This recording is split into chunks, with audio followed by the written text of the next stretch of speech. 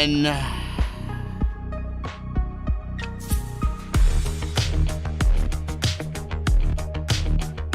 somehow WWE produced a show tonight that was worse than last week. I'd love to know what message Vince McMahon got. What did Meltzer say when the writing team said, or it was reported that they said that they finally got it? What exactly is got it? What is it?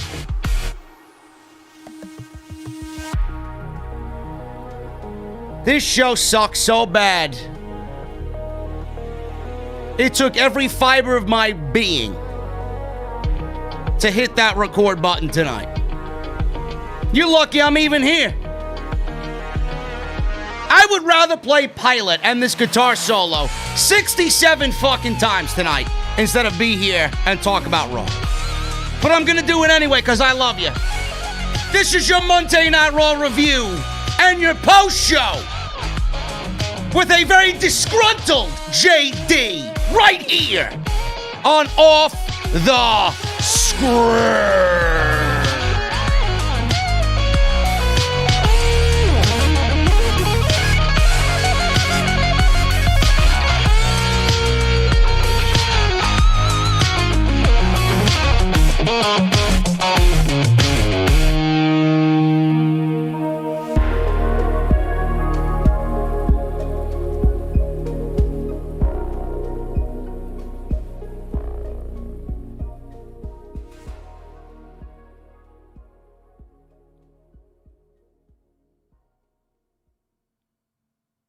Hey, Bruce. From me to you, go fuck yourself. Is this what you want? This fucking foliage? Is this what you want? Mr. Dips?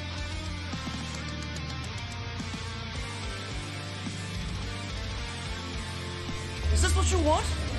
Me standing in front of EC3 buying designer coats? Is this what you want?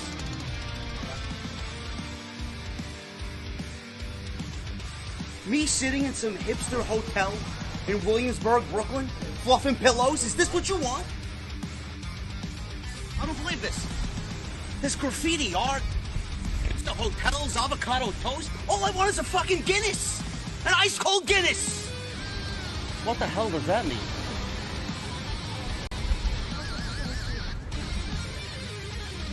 Oh, this is what you wanted. This is your Monday Night Raw review right here on Off the Script. What is going on, guys? Thank you so very much for joining me right here on the Monday Night Raw post show on Off the Script. I am JD from New York, a very tired JD, a very disgruntled JD, a very... I don't even want to say disappointed, man. I think this is just the norm on Monday night. WWE just doesn't care. They don't care. They don't care.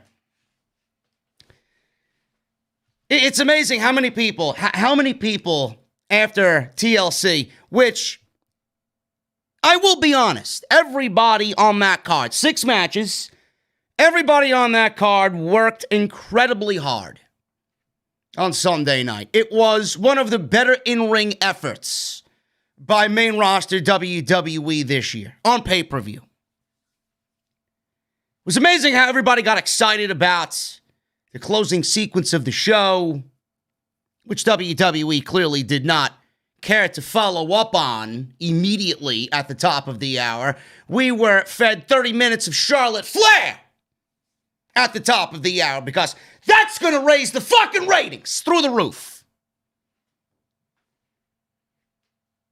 Everybody was excited to watch Monday Night Raw tonight because it was a decent show last night. Monday Night Raw is going to have new change. There's going to be new change, they said. Vince McMahon got it. Whatever the fuck it is. He finally got the message, is what everybody in the community reported about Vince McMahon and his management team. What exactly was the message that Vince McMahon got? What was the message? Because after watching tonight's show, seems like the only message was from Bruce. Hey, boss, what time is my nightly cocksucking? I'd love to be there 15 minutes early. What type of coffee do you want from Starbucks? Do you want a chai latte? How about a nice hot caramel macchiato? Or maybe you want one of them peppermint hot chocolates that they got for the holiday season. Did you want a pastry with that? Maybe a scone? Maybe a piece of banana nut bread? Maybe a blueberry muffin? Did you want an extra pump of vanilla in that macchiato?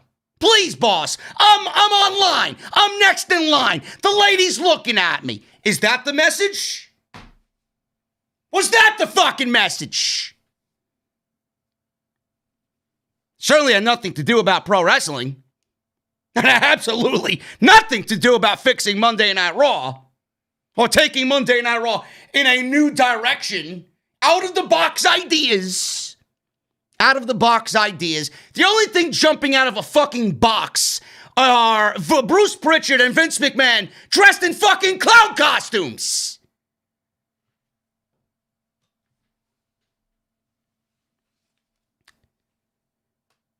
It's easy to shit on Vince and Bruce. It really is.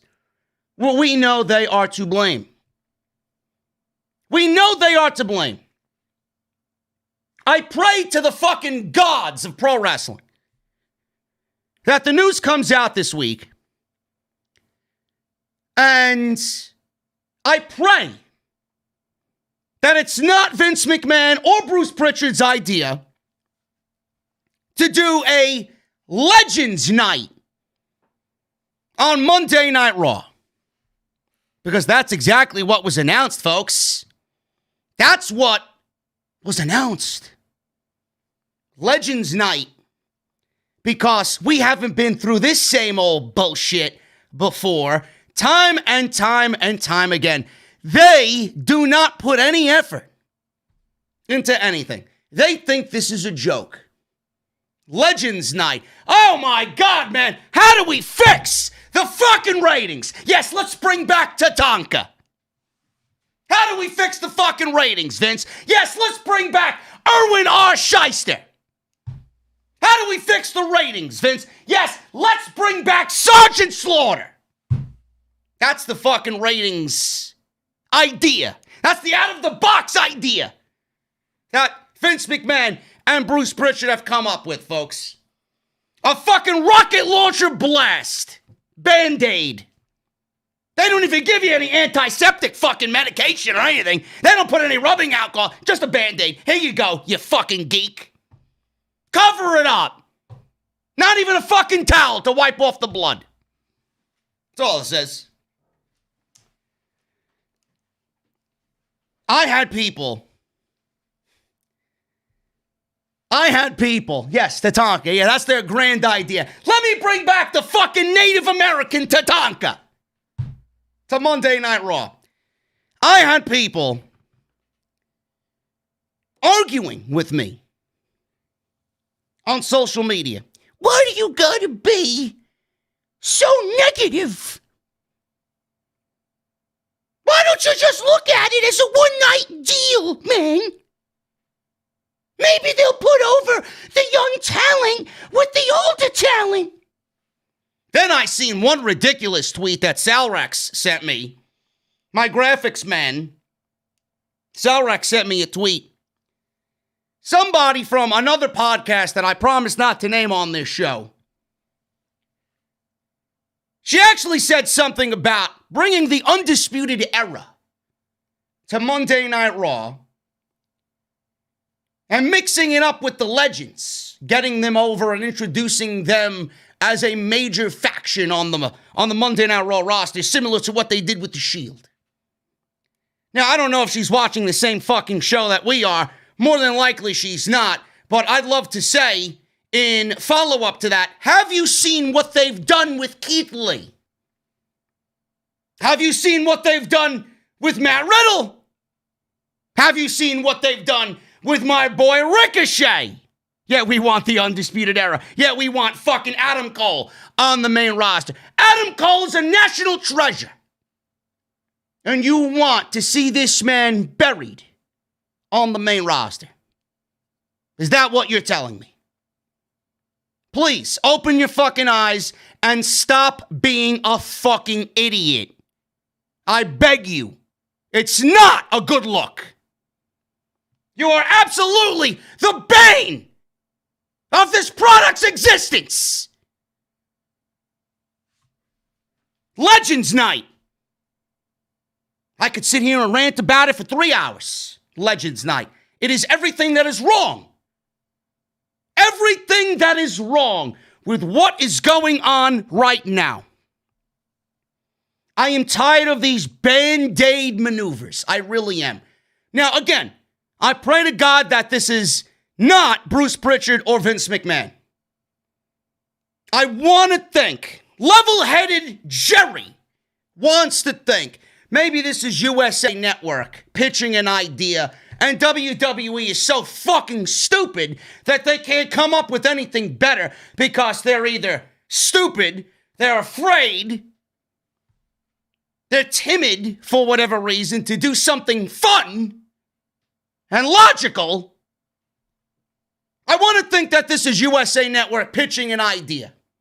Hey, the last time we did a Legends old school night, we got a 3.6 in the rating. What is a 3-point rating?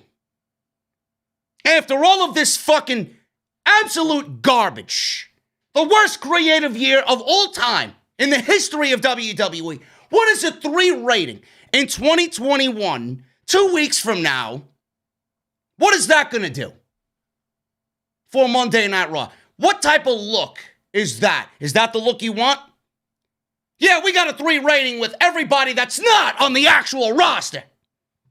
We got a 3 rating without building for the future. So you are starting off 2021 not showcasing the actual talent that you need to be focusing on. You want to bring back Ric Flair?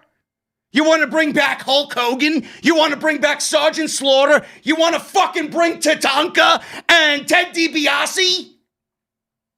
Ron Simmons? I don't know whether to laugh or cry. Just based on how fucking sad this is.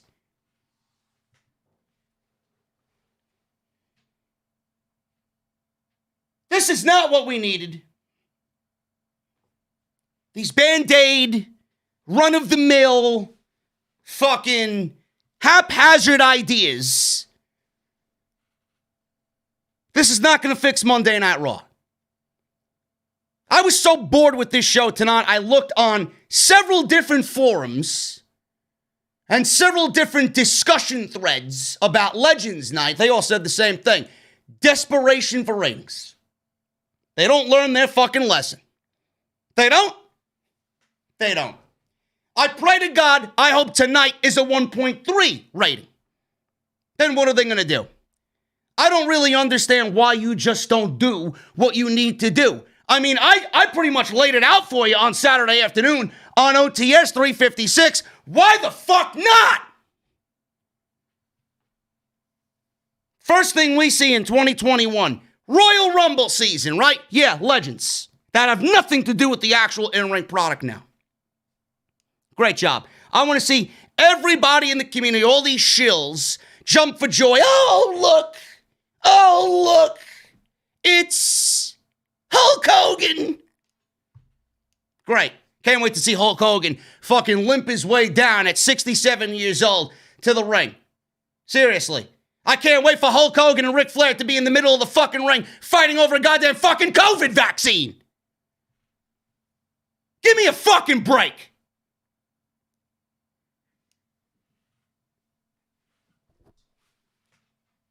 I don't know why I want this show to be better. Nobody else apparently wants it to be better. Why am I wasting my breath?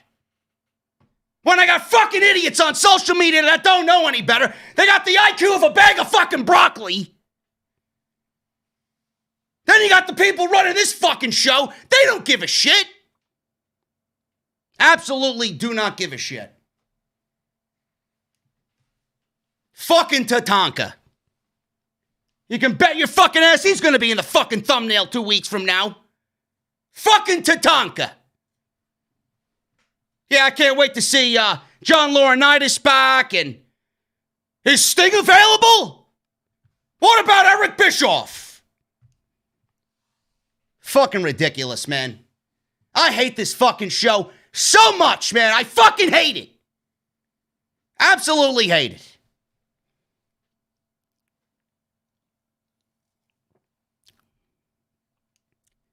Moving on from that, those are my opening thoughts.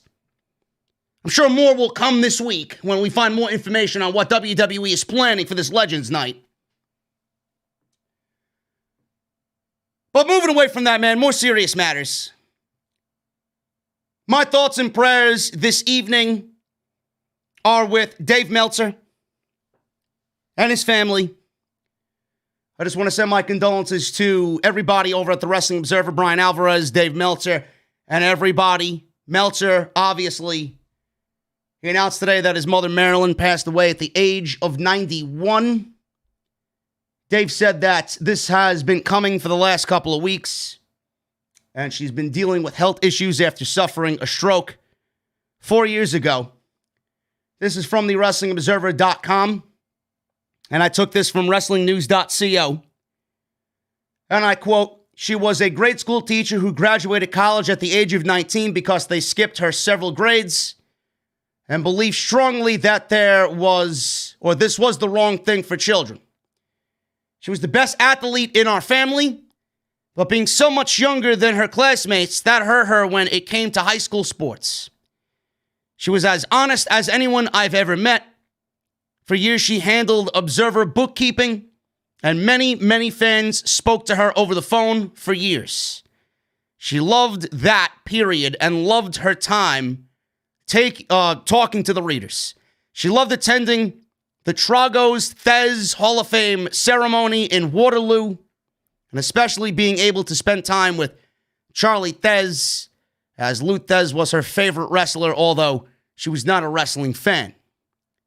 She fought till the end after her stroke. She refused to accept any limitations or believe that she would never be able to walk again. But it did become increasingly frustrating for her when she couldn't get back movement on her left side. But she worked as hard as she could in every therapy session, and many times when I'd go see her, we would do mind exercise games because she wanted to stay sharp. She was fully understanding of everything going on in the world and had so much love for her grandchildren." So my thoughts and prayers go out to Dave Meltzer, who lost his mother at the age of 91. And I just wanted to pass that along to everybody here just to make sure you knew what was going on. If you did not know that, I would appreciate you guys go over and reach out to Dave, send him a tweet, send him some positivity, send him a thoughtful message. Thoughts and prayers go out to Dave Meltzer. It's the right thing to do. Gets a lot of hate in the community for absolutely no reason for doing his job. But it comes with the territory. But this is his mother. And I don't want to see anybody at all. And I don't want to know the pain of anybody losing their mother. So it's a very sad situation for that. And I would appreciate you guys if you go send some thoughts and prayers over to Dave Meltzer and everybody over at the Wrestling Observer family. We're going to talk about Monday Night Raw tonight, man. We got TLC Fallout, Flair back on television, Asuka, what they're doing with the women's tag team titles, Styles, Miz, Morrison, McIntyre, Sheamus, Lee in a holiday street fight that you wouldn't know it was a holiday street fight until fucking eggnog was dumped on AJ Styles tonight. Got the Hardy Bros against the Hurt Business. Ricochet still being courted by Retribution, and I don't know why. And just a terrible episode of Monday Night Raw, man. This was actually worse than last week's episode. I said it once, I'm going to say it again. This was as bad as any show this year. Worse than last week's show. I don't even know how that's physically fucking possible. Then obviously we got the Randy Orton, Bray Wyatt situation. You figured they would have started the show off with Randy Orton and Bray Wyatt, or Randy Orton and something concerning Bray Wyatt, and they did not. They waited until 10 o'clock, 9:30, whenever, to do it. It was the most interesting thing. It was the most talked about segment on the show, and WWE saves it for the middle of the show when everybody at that point has tuned out because the show was fucking terrible. Absolutely terrible. We're going to go over that. And we got news and rumors on Monday Night Raw, so stick with me, man. 1,600 live in the chat. Thank you guys very much for all your love and support. 400 likes. Hit that thumbs up, please. Let's try to get 1,000 before we get on out of here, man. Super chats are open. Make sure you guys have the super chats in hand. We will go over them at the end of the show. As always, make sure you guys follow me on Twitter at JD from NY206. That's Twitter and Instagram. Hit that subscribe button down below. Turn on that bell for all notifications. Hoop Media says we're number one, man. I didn't even ask. Hoop Media is on their game tonight. Awesome. I figured we were number one. Who else would you be fucking watching? Twitter and Instagram, subscribe, thumbs up. We just hit 120,000 subscribers. Thank you guys very much. We are on our way, man, doing big things in 2021. We got a lot of projects coming up. I'm getting back into the commentary game. Plans are being made. Dates are being booked. So I'm glad for that to happen. It's going to be a big year, man. We're going to make it big. And I appreciate you guys being along on this crazy journey right here on Off the Script. Best way to support the show is through Patreon. Patreon.com/JD from NY206. We will be giving away a baseball Off the Script insignia mug on Friday's live stream. That is Christmas Day. So if you guys want to hang out on Christmas Day, I will be giving away one of those bad boys right over there, man. And I will let you guys know on Twitter how you can enter, because I'm going to give it away live the day of the SmackDown post show. So make sure you guys tune in to that on Friday if you want some free shit. But if you guys want to go and support the Patreon, you got Tier 1 and Tier 2 of the Patreon page. You got to sign up annually. T-shirts, cookies, other gifts as well. The beer mug. Unbelievable stuff going on over there, man. So make sure you sign up. That's patreon.com/JD from NY206. Go and get your masks. Mouthmasker.com/OTS. Go and get your t-shirts. Bonfire.com, the exclusive home of JD is Negan and all the exclusive Off the Script t-shirts. Go and check all the other videos that you might have missed on the channel. Off the Script, episode 356 was a barn burner. Go and check that out live on the channel right now. You guys loved it, and I appreciate it. Podcast is gaining some steam as we close out the year. And as always, man, my sponsor for tonight's show, the one and only Dr. Squatch. DrSquatch.com. You're going to use code SCRIPT at checkout. If you guys go to Dr. Squatch right now, they have some holiday sales right now, man, where you can save up to 40% off. If you guys want to go and shop, you could use their holiday sale plus our code. You guys could be saving mega money, man. If you're going to go to DrSquatch.com, you can save the 40%, and then you can save another 20% on top of that 40% by using our code SCRIPT. So make sure you guys go and visit DrSquatch.com and use code SCRIPT at checkout. You guys are going to save, and you're going to smell and look your best this holiday season, and I want to thank them for supporting and sponsoring the show right here on the Raw Post Show for Off the Script. We got some news, man. We got some news. Let's talk about mental health issues. I think we all got mental health issues, man, watching Monday Night Raw. I mean, it's just commonplace when watching 3 hours of Raw every single week for 52 weeks a year. But we are not, as fans, the only ones that are having mental health issues. WWE stars are having mental health issues on the main roster. And I'm not surprised by this whatsoever. I've insinuated this several times on my own show in the past. But on the Wrestling Observer newsletter, Dave Meltzer has spoken about WWE stars experiencing mental health issues after getting called up to the main roster from NXT.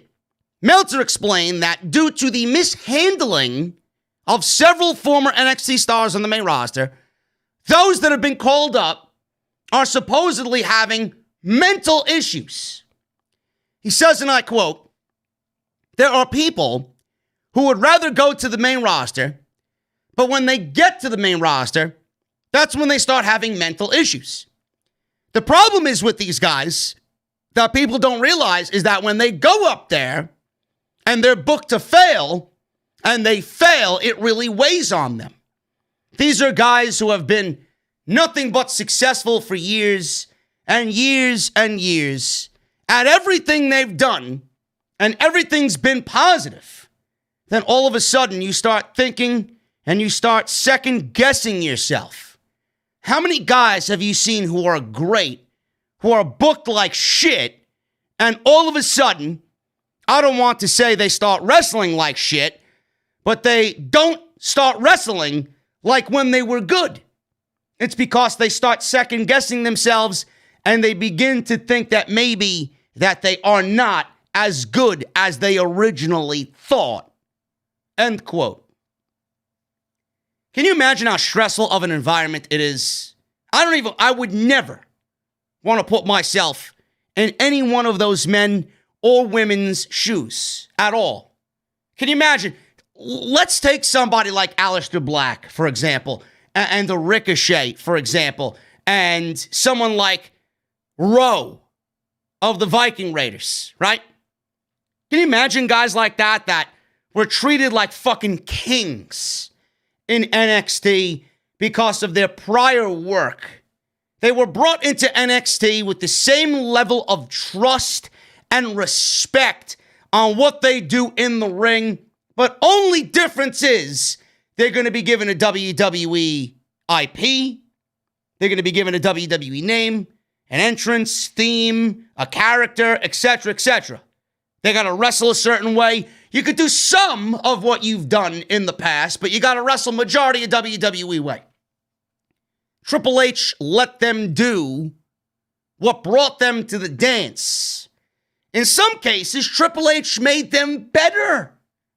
And then all of a sudden, Vince McMahon and Bruce Pritchard come knocking, and then all of a sudden, everything goes out the window.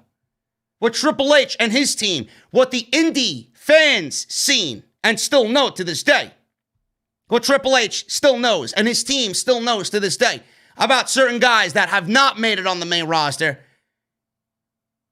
it's something that is so sad because we all know how great these men and women are.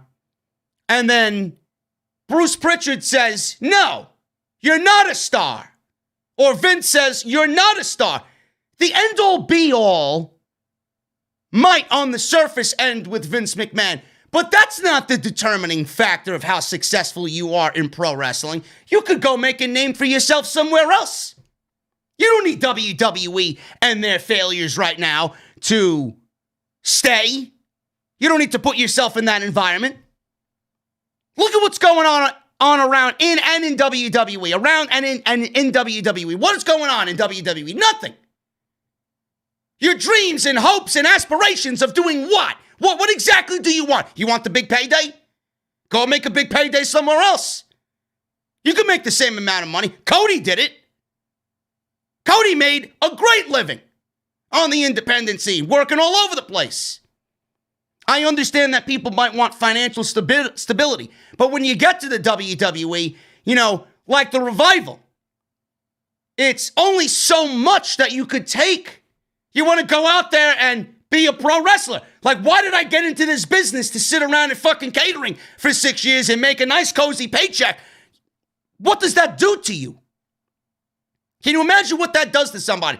I worked retail for 13 years before I quit full-time and went full-time with this podcast. It was a breath of fresh air, man. I felt like a new human being when I gave up retail. You sat around all day and you waited for maybe 3 fucking people to walk in on an 11-hour shift to talk to, mostly based on commission. They don't give a shit about you. When you go home, the mental fucking stress that weighs on your mind is worse than anything that I could possibly ever tell you guys. You feel like an utter failure. You feel like you accomplished nothing in your day. I would never wish that on my worst enemy. That's exactly what these guys are feeling. Can you imagine that? That is awful. But it's up to them. WWE is going to constantly hand out 5-year contracts like they just did to Matt Riddle. Supposedly, Dave Meltzer's reporting that Matt Riddle, 5-year deal. They're offering the bro, the bodacious barefoot bro, Riddle. They're offering him 5 years because his contract's up in August. He's only got, 8 months to go. That'll be up before you know it. $400,000 a year. Is $400,000 a year for Matt Riddle and his wife and his kids and his family enough? Is it worth it for him to stay with Vince McMahon for 5 years when he's nothing more than a comedy punching bag on Monday Night Raw? They don't value Matt Riddle the way Triple H valued Matt Riddle. They don't value Matt Riddle like somebody else would value Matt Riddle. Matt Riddle can go anywhere now with being in the WWE for as long as he has. He can go somewhere else and make $400,000 easy. Selling merchandise, doing whatever he's got to do. When things get back to normal, hopefully by the time August comes around, we're going to start seeing fans slowly but surely get back into the arenas. Why would you want to stay with WWE if that is the end result? Mental health issues. It is awful. I would not wish that on anybody, man. And I would not be surprised if the majority of everybody called up from NXT are feeling the same thing, going through the same thing. That is terrible. And it's all thanks to Vince, and it's all thanks to Bruce. Roman Reigns and Kevin Owens. This is not SmackDown, but I feel like I have to mention this here because WWE did absolutely nothing about telling you why this match is happening again on SmackDown Friday. Now, Christmas is Friday, and spoilers will be out, I think, tomorrow, if somebody gets a hold of something. Roman Reigns and Kevin Owens wrestled at TLC in a tables, ladders, and chairs match for the Universal title. The rematch is happening on Friday, Christmas Day. They're loading that Christmas Day show exactly how I knew it was going to end up. I told you Big E and Sami Zayn were going to have an IC title match. I knew they were going to do something. Because nobody's going to watch on Christmas Day. They're going to make you go out and try and watch that show. So Owens lost on Sunday night. And now the rematch is happening in a steel cage match with Roman Reigns on Friday for the Universal title. Now, a lot of people asked me, JD, why is this match happening on Friday? What is your take on this match happening again? Shouldn't it have been a one-off, blow-off match for TLC? Yes. There's 2 reasons why this match is happening. Number 1, they want you to watch. Roman Reigns has nothing going on right now for the rest of the year until they start building his Royal Rumble opponent, which I hope is Goldberg, and they're not doing him and Goldberg at WrestleMania. And they're saving Bryan and Reigns for WrestleMania. But that's not even the issue. Reigns has nothing to do from here till the end of the year until we get into the Royal Rumble build. So that's number 1. Number 2, they want you to watch on Christmas Day.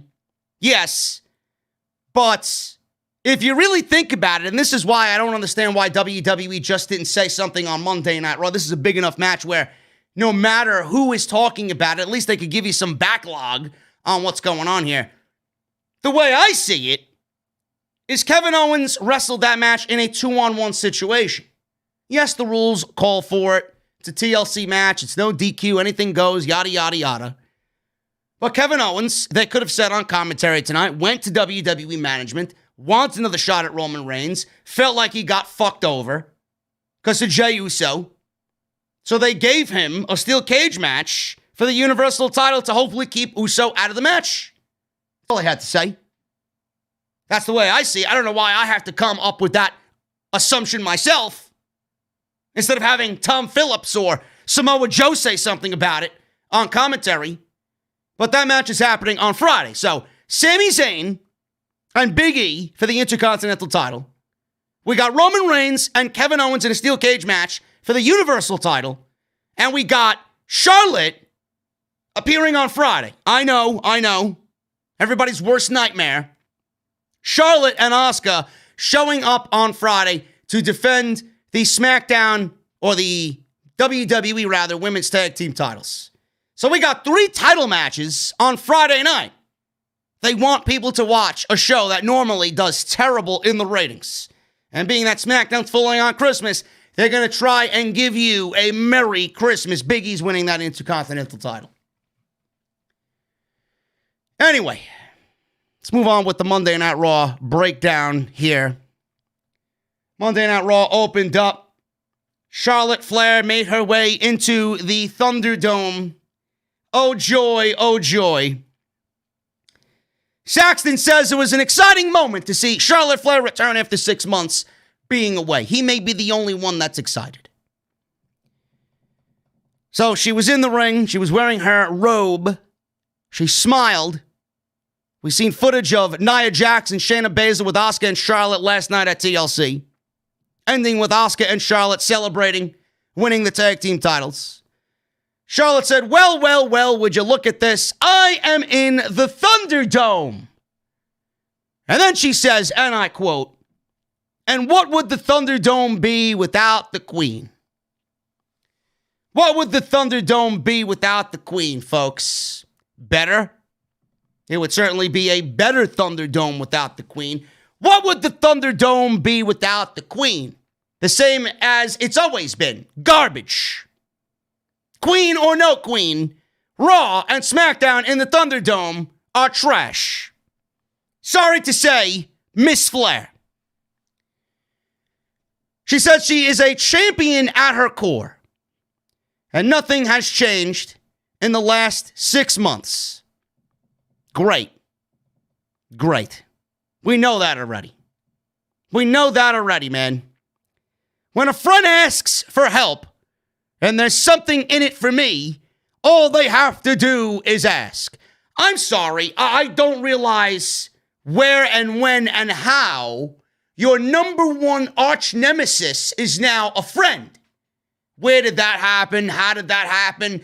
Did she call you? Did she invite you out for dinner one night? Did she pay for you and Andrade for your services? Did she cook you a homemade meal? Well, what did she do? Did she recharge your batteries for free? The fuck did she do?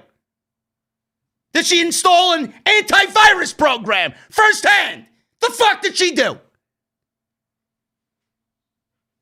She described Asuka as someone people call the heartbeat of the women's division. I would say that Charlotte Flair is correct on that. So Asuka comes out. She said she is a double champion because Shayna and Nia were not ready for Asuka and weren't ready for her partner, Charlotte. Charlotte was then beginning to ask Asuka about the Raw Women's title, because you all know that's coming. And they were interrupted by Shayna Baszler and Nia Jax.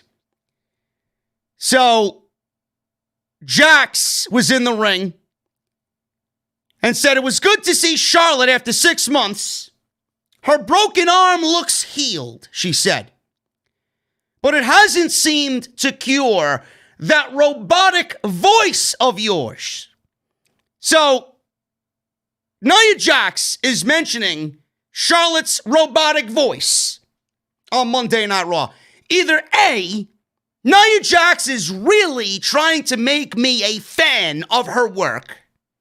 Or B, somebody's listening to the podcast. I may be the only one in the community that has really over-embellished the fact that Charlotte Flair sounds like a fucking android in everything that she does. Somebody clearly is listening. I know a lot of people thought of me when Nia Jax herself may be listening to the fucking show. I may have to apologize for all the negative things I said about Nia Jax. She's making me a fan. Just by this one promo line in itself. So they were interrupted by Baszler and Jax. She said that. And Charlotte left and then stared at Jax and said, I kicked your ass last night. Jax said Santa Claus isn't the only one with a naughty or nice list. She said she doesn't hand out coal to people who are naughty. They hand out season's beatings. Go ask Lana and Kairi Sane. I don't know who's writing these promos, but this is exactly what opened Monday Night Raw, folks. I hear the remote controls being picked up worldwide. Just like Titus. So, Mandy Rose and Dana Brooke came out. Oh, great. Oh, great, man. Christmas came early with Dana Brooke showing up.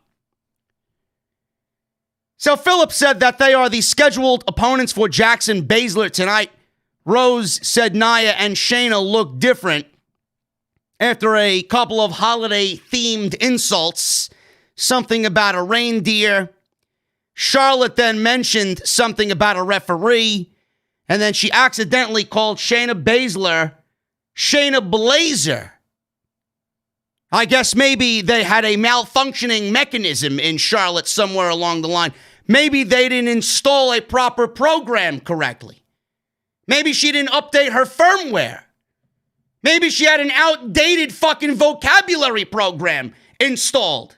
Maybe they had last year's version installed instead of the 2021 version. I don't fuck. Shayna Blazer? Really? This is how low you think of Shayna Blazer. I get she wears a black jacket. But get the fucking woman's name correct, you goddamn geek. Blazer. Fucking Charlotte is back, man. The Queen character running rampant already. Took WWE about 7 seconds to give this woman a fucking title back. And I see everybody's criticisms about it already. Charlotte and Asuka have no chemistry. Charlotte and Asuka, this seems very inorganic. This seems very forced. Seems very counterproductive here. I'll get to that.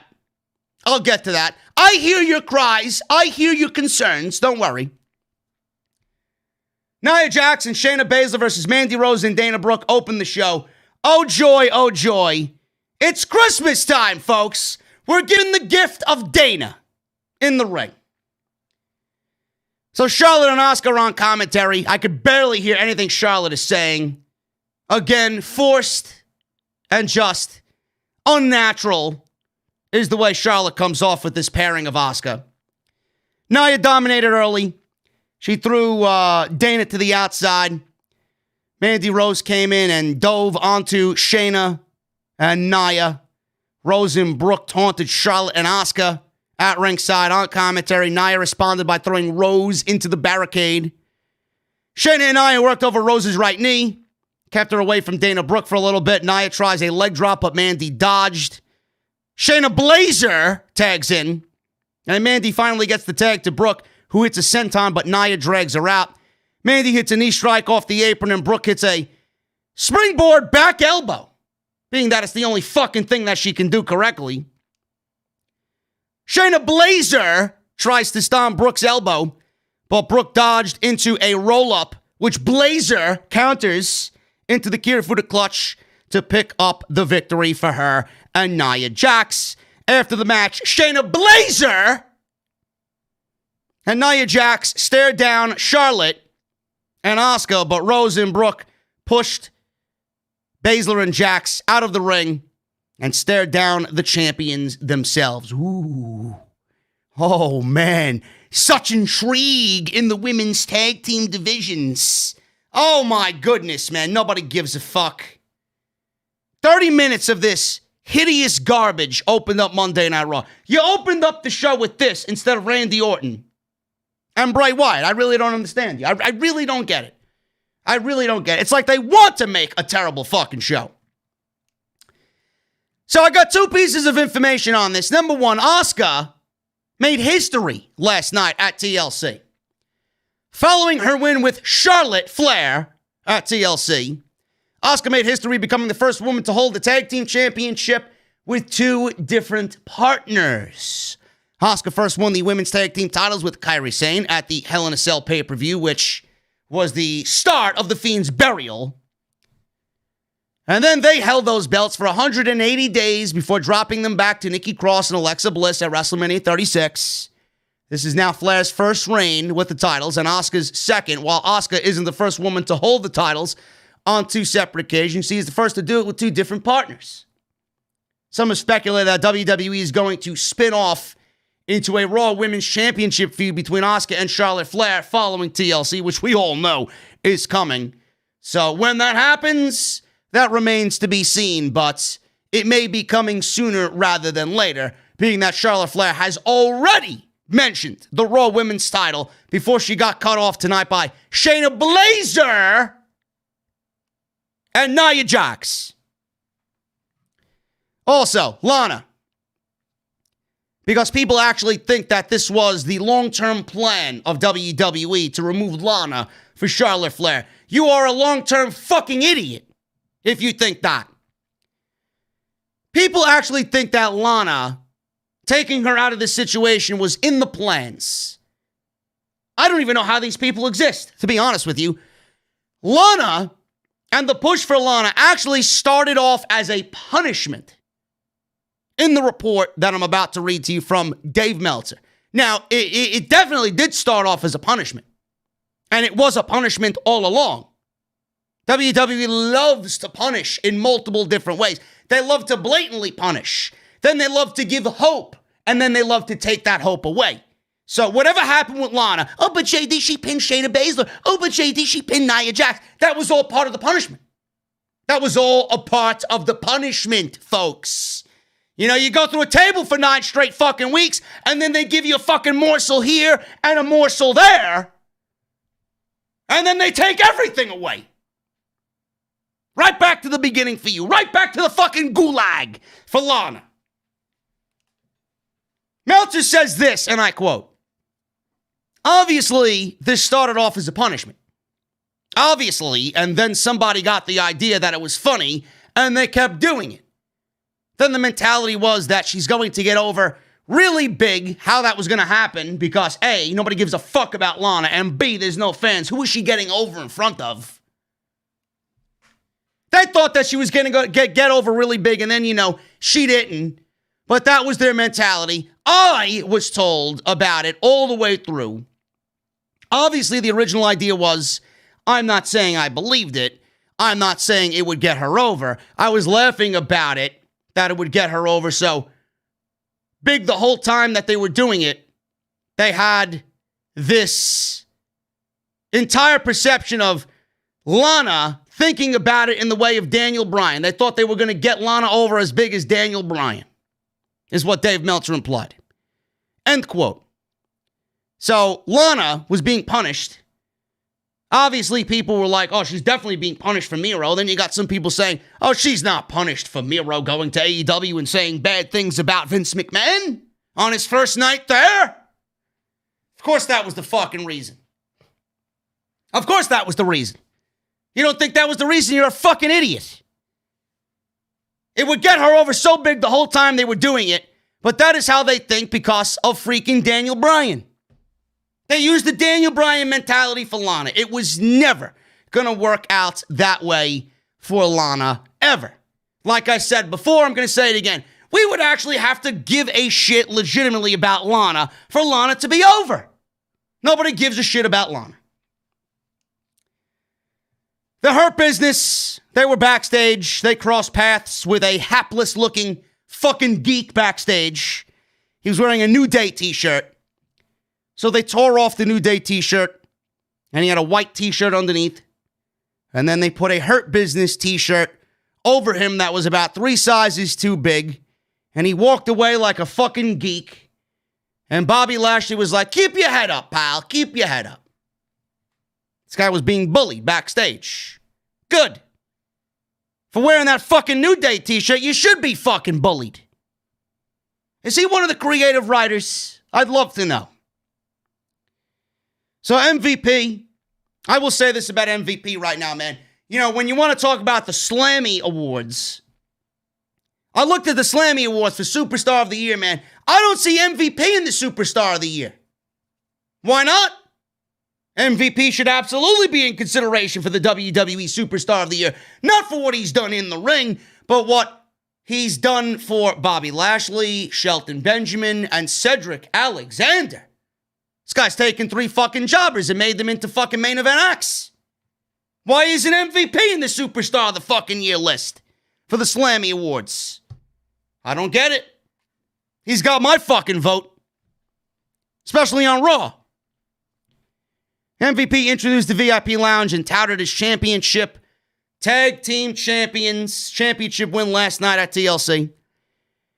So the MVP Lounge is for people better than you. I think MJF might have a fucking issue with this. Cedric said that they showed they are better than the New Day. Forget about pancakes. Forget about unicorns. The Hurt Business are surrounded by champagne and custom-made suits. He looked over at Bobby Lashley and he called him Mr. CEO.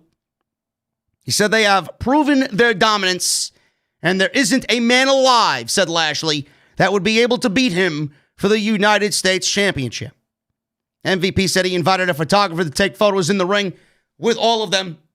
And then R-Truth comes out of nowhere because people still now find R-Truth to be fucking funny. I don't know who. Maybe if you're 3 years old, maybe. R-Truth stands on the top rope. He photobombed them. They didn't realize. Commentary was laughing. Tozawa, Eric of the Viking Raiders, Titus O'Neil, and Tozawa ran out and chased R-Truth away from this photo shoot, around the ring, through the Thunderdome, onto the stage, around presents, around the Christmas trees on the stage, because it's a holiday-themed episode, and they chased him to the back. But Vince McMahon thought of out-of-the-box ideas tonight for Monday Night Raw, yet they're still doing the fucking Roadrunner skits with Wile E. Coyote on Monday Night Raw featuring R-Truth. It's not funny. It's not funny. Maybe you should take that 24/7 title, fucking wrap it up in a fucking gift box, put a little bow on it, and send it to some poor schmuck somewhere in bumblefuck fucking Idaho and have him a Merry Christmas. Get rid of it. The fuck are we doing with this shit? On TV, wants to tout that he's a 47-time champion. It's embarrassing. It's not even funny. It's not even funny anymore. Jeff Hardy's music plays, comes out with Riddle. They both had wireless mics in their hand. MVP said that they weren't invited into the celebration. Riddle congratulated them on their big win. He said that he's really digging their celebration, bro. So Riddle congratulated them, but he doesn't know why they spend so much money at the club. He said they should be chilling out and relaxing with the homies. I swear to God, I thought he was going to break into the fucking Fresh Prince of Bel-Air theme song. I really did. You know? I swear to God, man. I swear to God, I thought he was going to say something along the lines of the lyrics to the Fresh Prince of Bel-Air. So he suggested they grill and get a little toasted and listen to the Joe Rogan podcast or a Dave Chappelle comedy special and escape the day-to-day grind that is every day. So there you got it, folks. They finally made a reference that Matt Riddle likes to get, quote-unquote, toasted. He's not talking about toasting bread. He's not talking about toasting an English muffin. He's not talking about toasting Eggo waffles. He's not talking about toasting anything. A bagel. Nothing along those lines. It's being toasted in the evening while he's listening to the Joe Rogan podcast. So there you got it. So now Riddle is a comedy geek, and now he's a fucking marijuana-loving comedy geek on Monday night. Now it's all come full circle. He said there's no reason to spread negativity and be bullies because at the end of the day, they're all the same. We're all self-aware, carbon matter that's on a rock hurling toward the void of space. So why don't we all just chill out? I will say this, man. I love Matt Riddle, but Jesus fucking Christ, they are killing him slowly every single week. Matt Riddle cannot be scripted. You're just ruining this fucking guy day by day by day. Scripting this guy sounds awful. Seriously. I had to sit there and listen to this man struggle remembering his lines. He recited it in a way which he just fucking read it in the back about 15 fucking seconds ago before it came out through the curtain. Why are we scripting Matt Riddle? Why? He sounds like he's fucking toasted already. You want him to memorize fucking lines? Just send him out there with fucking bullet points and let him be Matt Riddle. That's the reason why we fell in love with him in the first place. MVP said they're not all the same. You don't know what you're talking about, so we don't know what you're talking about. Hardy says what he's trying to say is there are more important things in life than status and money. So a man's character is the only criteria of wealth, so they'd rather live a life of pride than greed. He spoke of faith being more important than money. So I get where this tag team is going. Matt Riddle's going to be the stoner, and Jeff Hardy is going to be the guy that interprets everything that everybody else doesn't understand because Matt Riddle's a fucking stoner. Great. Great. And we all thought Matt Riddle was going to be the next big thing in WWE, just like we thought Keith Lee was going to be the next big thing, just like we thought Aleister Black was going to be the next big thing, just like we thought Kevin Owens was going to be the next big thing, just like we thought Shinsuke Nakamura was going to be the next big thing, right? Just like we thought Ricochet was going to be the next big thing in WWE. Right? Yet I got fucking imbeciles on social media wanting Adam Cole to be called up. Angel Garza. There's a name we haven't spoken of lately. Sarah Schreiber interviewed Angel Garza backstage about facing Drew Gulak on Raw. This was a first-time match. He presented Sarah with the rose and said he'd be thinking of her while he was in the ring. I wonder what his wife has to say about that. He suggested she interview him after the match under the mistletoe. Of course he did. Garza wins in 2 minutes. Garza yanked his pants off, threw the McGulak. Garza won clean with the wing clipper. Nothing to see here, folks. Nothing to see here. This was an out-of-the-box idea. Drew Gulak wasn't chasing the fucking 24/7 title. Raw's changing, folks. Raw changed. Drew Gulak wasn't dressed as the gobbledygooker. He wasn't dressed as a fucking trash can. He wasn't dressed as a ninja. There you go. There's your fucking change. Charlie Caruso interviewed Styles, who was with Omos. Styles says he is livid and he's past the point of boiling anger. Said Miz screwed him out of the championship. Caruso asked why he agreed to be on Miz TV. Styles says he wants to know what he has to say for himself, and for his sake, it better be good. So we got Miz TV.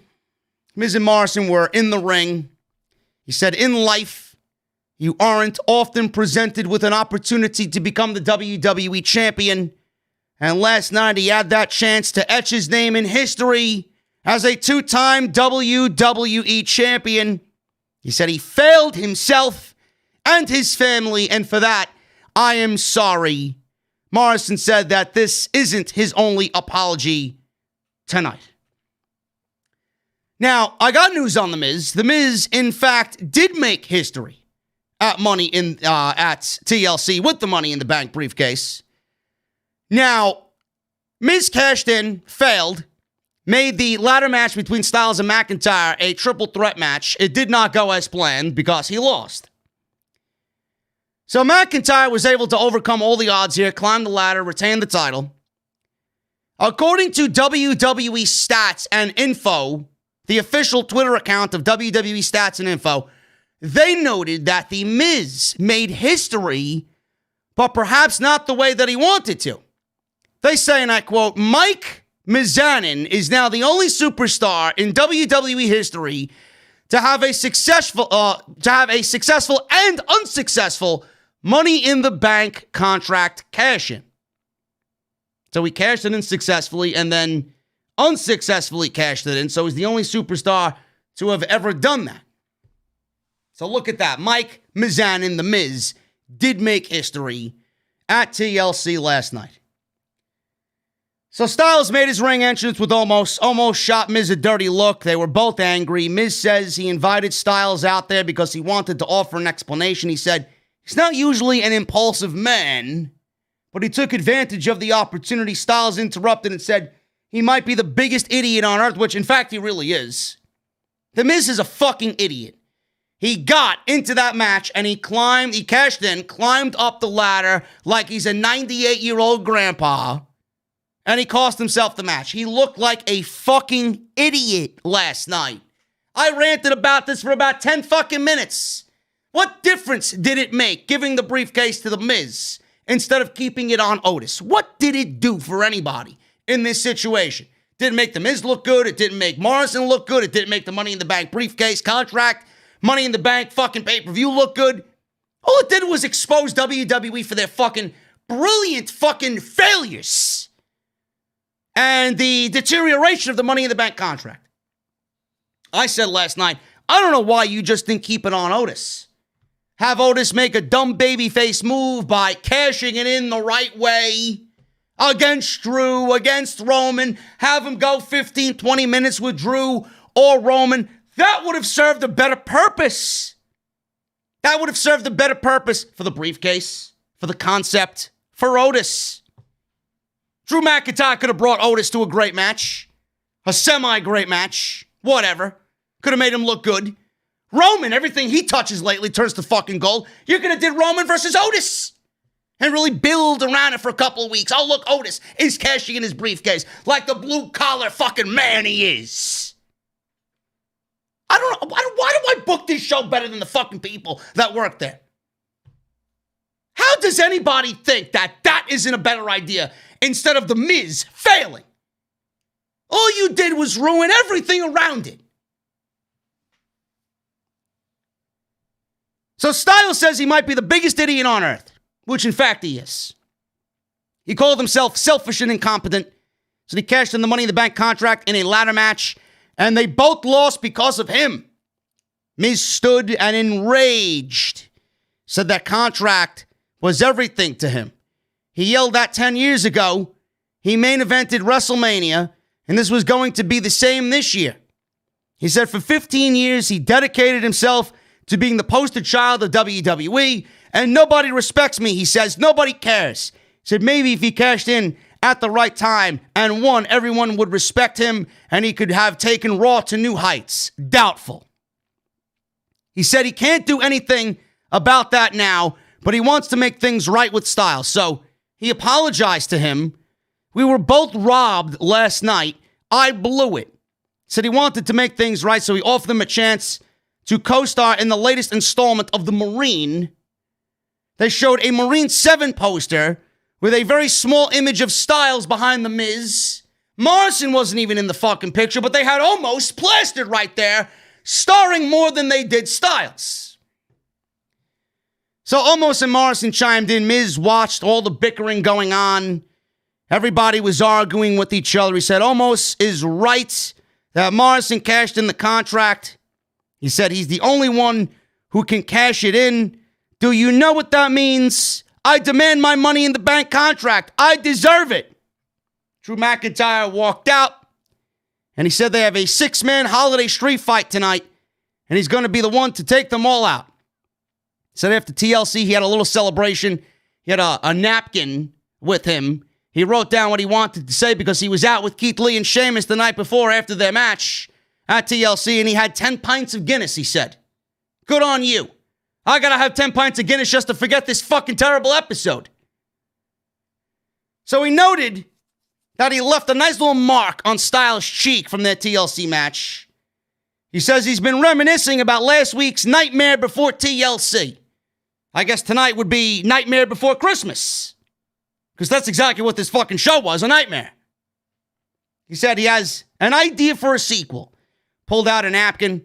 The Nightmare After TLC. He began reading it, and then Sheamus suddenly appeared behind all of them at ringside. He read some of what he wrote on his napkin. Keith Lee showed up at ringside as well. He read a little bit off of the napkin he had on him. So Drew, Lee, and Sheamus entered the ring. They were ready to fight right there. A big brawl broke out. Styles then drop-kicked Lee, blindsided. Drop-kicked Lee into Sheamus. Sheamus thought that Lee accidentally ran into him on purpose. If that makes sense. He didn't see Styles. Sheamus must be blind as a fucking bat that he didn't see Styles dropkick Lee into him. He thought Lee accidentally tripped into him and fucking tried to get in his way on purpose, whatever the case may be. Arguing back and forth between Lee and Sheamus, and McIntyre got in between both of them. So that's the way they're playing it up for now. Using Lee as a catalyst for Sheamus and Drew McIntyre. That's the way I see it. So, we got this going on here. Miz crying that he wants his briefcase back. It doesn't work that way. You cashed it in. Goodbye. Goodbye. This isn't the 2020 presidential election. Go the fuck away, okay? So Sheamus and Lee were still arguing backstage. Drew barged in between them, yelling at them. This was an accident. This was an accident. He told Sheamus to go be cool in the locker room. Just get out of here. And then Drew calmly told Keith Lee that he knows it was an accident. I know you didn't do it on purpose. He said Sheamus is an old friend. And while he can be a prick sometimes, he's a great teammate and he's the right guy for the job. He's the guy you want on your team. Don't worry about it. And then Keith Lee said, all right, I trust you. And gave him a high five, a fist pump, and he walked away. So like I said, it looks like they're using Keith Lee as a catalyst to get us to Drew McIntyre and Sheamus, because Sheamus, for some reason, man, he's got this blood boiling all of a sudden. He's got that Irish madman, Sheamus, coming on out for whatever reason. Sooner rather than later, we're going to know why Sheamus really has all this pent-up anger. And it's not because he doesn't trust Keith Lee or doesn't like Keith Lee. There's something that he's internalizing right there, and this could be a very, very intriguing feud on Monday Night Raw. I'm very much looking forward to seeing what they do between these two heading into the Royal Rumble. Guys, let's take a little bit of a break here, man. I want to shout out everybody in the chat. Thank you guys so much for joining me here on the podcast. We are 1,900.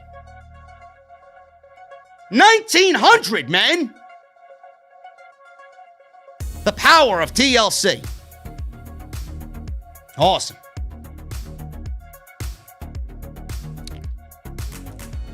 Listen, man. I want everybody in the chat right now. Give me a 1 in the chat if you've ever been stereotyped as a pro wrestling fan, man. And by stereotype, I mean geeks, right? Have you ever been declined for a date or turned down from a date because the girl found out that you like pro wrestling? Have you ever heard of the stereotypes of pro wrestling fans being smelly and fat and out of shape, right? I don't want you guys to feel that way, man. I don't want you guys to feel stereotyped. Listen, it's the fucking holidays. It's the holidays, man. I want you to feel your best. I want you to look your best. And the only way you guys can do that is with Dr. Squatch. It's the only way to do it, man. I want to thank Dr. Squatch for sponsoring tonight's post show right here on Monday Night Raw, Off the Script. They got a holiday sale happening on their website, man. 40% off. 40% off. They got bundles. They got bars of soap. Listen to this, man. You guys want handmade bars of soap? Listen to this lineup. Pine tar, alpine sage, gold moss, fresh aloe, deep sea goat's milk. Sounds like something Titus is cooking up in catering. Grapefruit, IPA, eucalyptus yogurt, cold brew cleanse, and bay rum. They also have a spearmint basil, a cedar citrus, and they also have colognes. They also have shampoos. They have hand sanitizer. They have deodorant. They got toothpaste. They even have beard oil. Told you, man. You guys want to look your best, Dr. Squatch has got you covered in every different aspect possible. DrSquatch.com, man. Use code SCRIPT at checkout. 40% off on their site right now. You're going to use our code and save an additional 20%. Not only for yourself, man, but it makes a great gift, man. DrSquatch.com. Go and get all of your men's needs today, courtesy of the Squatch. I want to thank them for supporting the podcast right here on Off the Script, man. Awesome. T-Bag. My good old buddy T-Bag. He was with Slapjack, Slapnuts, Slap Dick, Reckoning, Mace, and Ali. They went up against Ricochet. Ricochet went after T-Bag at the bell. T-Bag made a quick comeback, overpowering him. He eventually finished Ricochet off with a GTS. Go to sleep. It's exactly what I want to do. Monday Night Raw is my GTS every single fucking week, man. They hit me with a fucking GTS. So, Ali was out ringside. Ali said something to Ricochet on the outside, which led to the ending of the match. Blindsided Ricochet. Ali called off T-Bar and pitched him to thank Ricochet and think about all this shit. Think with your mind, not with your heart. You belong to us, he says. When are you going to learn? And that was pretty much it. 3 minutes, T-Bag wins over Ricochet. He also said that they are his ally and not his enemy. You will either join us or you will end your existence. That's what T-Bag said to Ricochet. He threw down the microphone.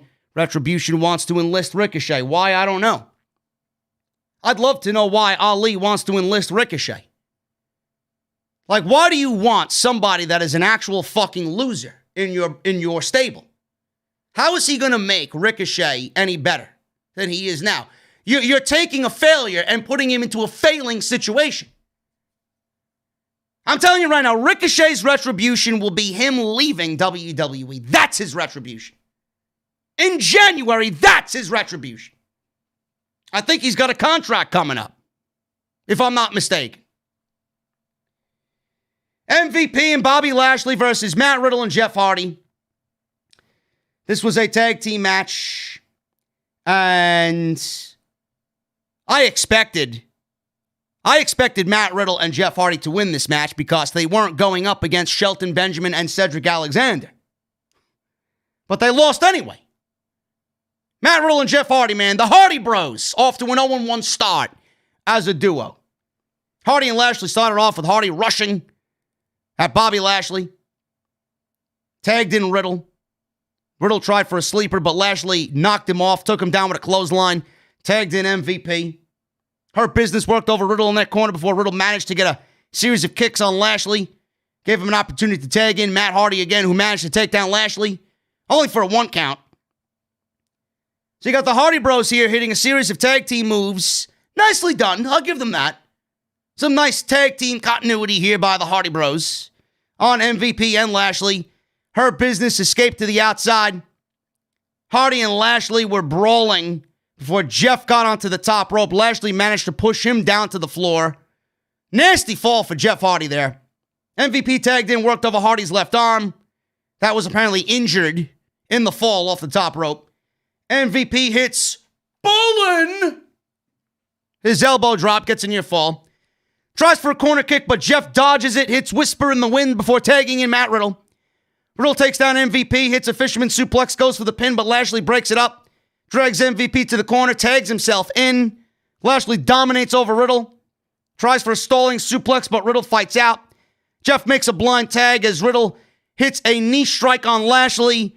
Riddle takes out the Hurt Business on the outside as Jeff tries to swanton bomb, but misses.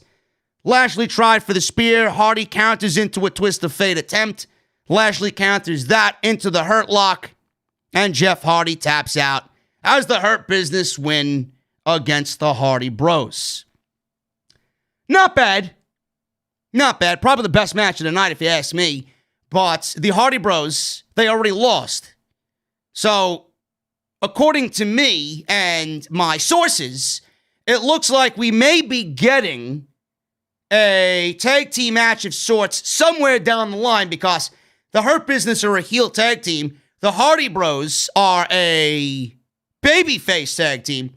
We could be getting some singles matches in the coming weeks. We may be getting Matt Riddle versus Cedric Alexander or Jeff Hardy versus Shelton Benjamin. And it's going to go the same way it did with the New Day. So that's exactly what I think they're doing here. Now, the rumor is that Matt Riddle and Bobby Lashley will be battling it out at the Royal Rumble for the United States title. I don't even think that's correct at this point. I'd actually wait on that. But there are no other tag teams in the WWE right now on Raw besides the New Day and the Hurt Business. Matt Riddle and Jeff Hardy are not a real tag team. They were pieced together because there are no other babyface tag teams to go up against the heel tag team. I just don't get why we don't merge the divisions and come up with a solid solution on how to remedy this terrible situation. Jaxson, Ryker, and Elias. This is what this show has come to, folks. Jaxson, Ryker, and Elias. Elias was there with Ryker in the ring. They sat middle of the ring. He strummed his guitar.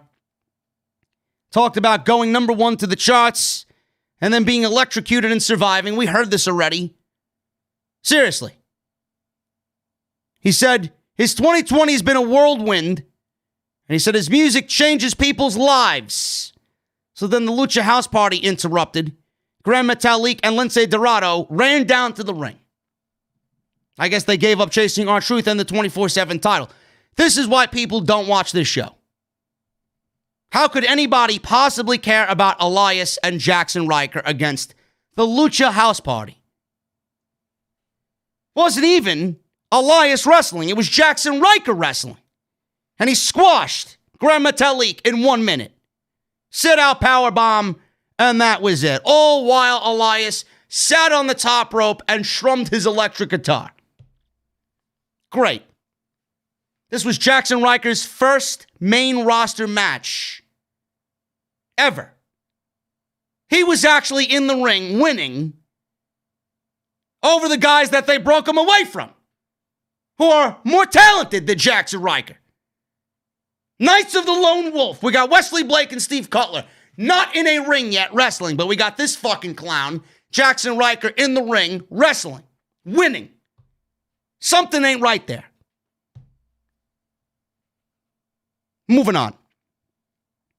Randy Orton and Bray Wyatt. This was the big angle tonight.